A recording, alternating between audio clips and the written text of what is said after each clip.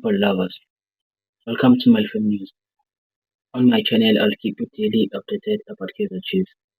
So kindly subscribe to my channel so you can be daily updated about Kaizer Chiefs. Kaizer Chiefs are going big. Reports suddenly suggested Amakosi are targeting Nabia Goal Machine Peter Saluli as a key part of their squad rebuild.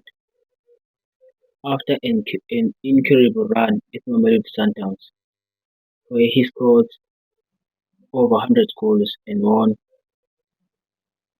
4 league titles, Shalulile is officially a free agent.